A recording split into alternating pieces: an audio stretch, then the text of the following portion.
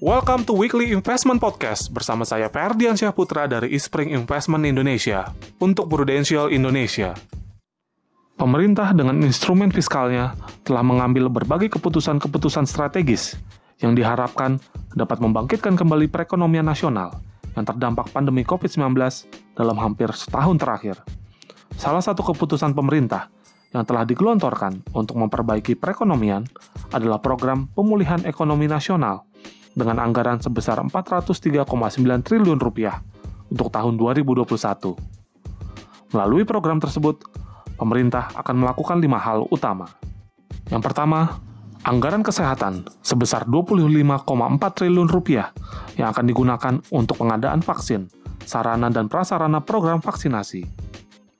Yang kedua, program perlindungan sosial dengan pagu sebesar 110,2 triliun rupiah yang akan dialokasikan untuk program Keluarga Harapan, kartu sembako, kartu prakerja, dan bantuan sosial tunai selama 6 bulan. Yang ketiga, stimulus untuk sektoral, kementerian atau lembaga, dan pemerintah daerah sebesar 184,2 triliun rupiah yang bertujuan untuk mendukung sektor pariwisata, ketahanan pangan, program padat karya, dan cadangan belanja program pemulihan ekonomi nasional.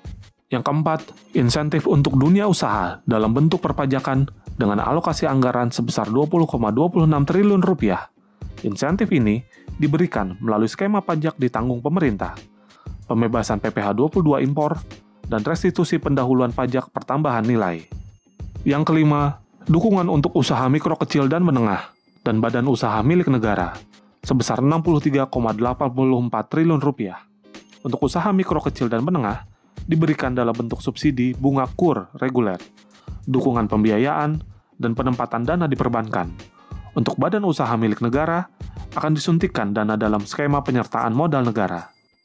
Di samping kebijakan dari sisi fiskal, Bank Indonesia juga menyertainya dengan kebijakan-kebijakan moneter yang mendukung laju pemulihan ekonomi, di antaranya menjaga stabilisasi nilai tukar rupiah, di mana Bank Indonesia akan senantiasa melakukan intervensi di pasar, lalu menurunkan suku bunga acuan, melakukan pembelian surat berharga negara, dan stabilisasi makroekonomi dan sistem keuangan. Berbagai stimulus perekonomian yang telah digelontorkan diharapkan dapat memuluskan laju percepatan perbaikan ekonomi tahun ini, sehingga pertumbuhan ekonomi Indonesia dapat tumbuh sesuai target pemerintah, yang diperkirakan berada di angka 4,5% hingga 5,5%. Hal ini tentunya akan memberikan dampak positif langsung terhadap kinerja investasi di pasar modal. Demikian Weekly Investment Podcast mengenai strategi pemulihan ekonomi dan dampak pandemi COVID-19. Semoga bermanfaat dan salam investasi.